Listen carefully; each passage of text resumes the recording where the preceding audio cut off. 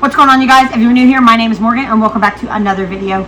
So I said in a couple previous videos that I was going to talk about life insurance, and that is because this is something that we have hit a snag on recently. So I'm going to pose a question for you guys, and you can pause it to think about it, or you can keep going. So on average, how much do you think a funeral costs? Just average.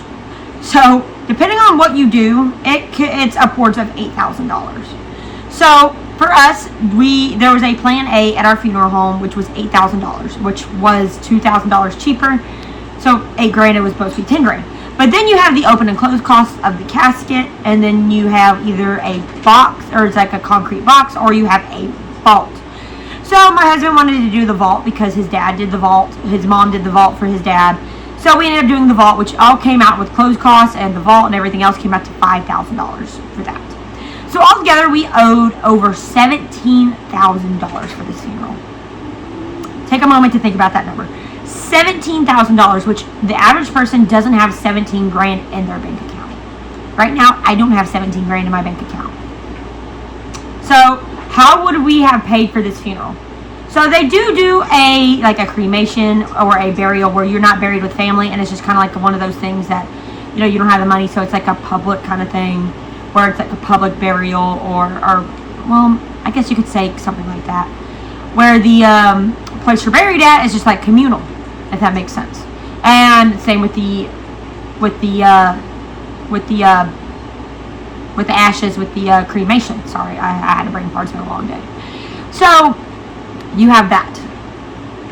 Now, this isn't something that we wanted to opt for because obviously this is my husband's mom, and we're trying to get her buried next to her husband who's already buried. So $17,000 for this. And we just did a graveside service, a small chapel. Well, it's not really a chapel, it's more of a room for the visitation. We did white and red roses, and that was about it.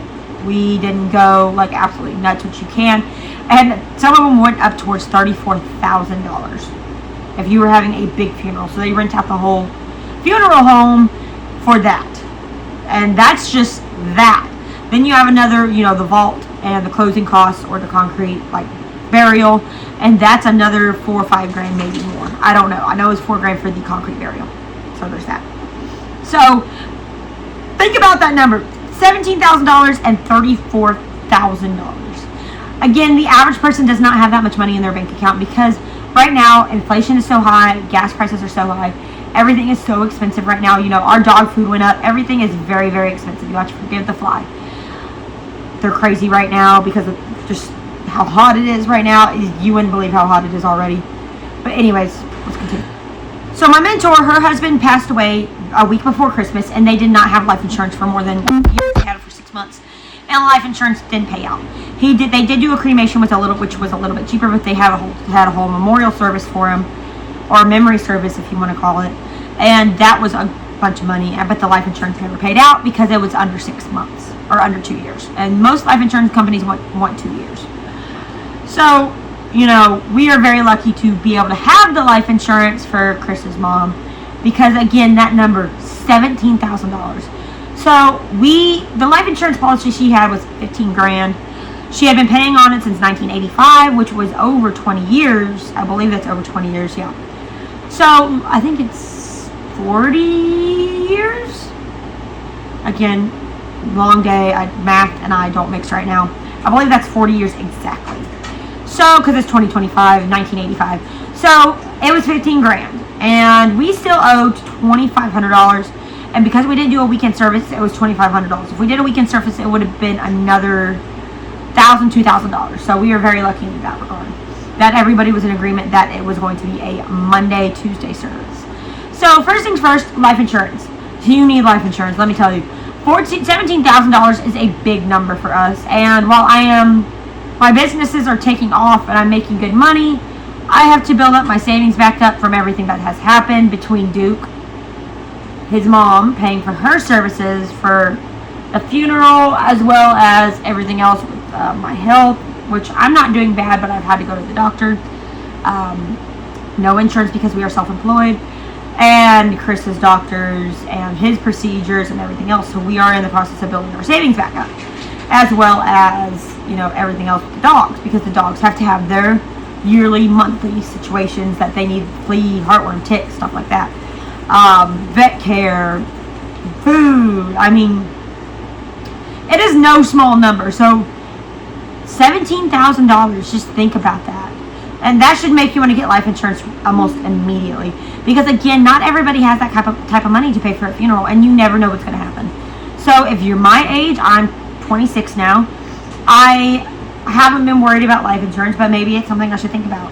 As for my husband, we will be getting life insurance on him because he's getting up in age, and we just decided that if something happened to him, it'd be best for the dogs and I to be taken care of. And he even talked about what kind of policy he was going to get, which I'm not going to go over on video, but you know, it makes a huge difference. It's a big deal.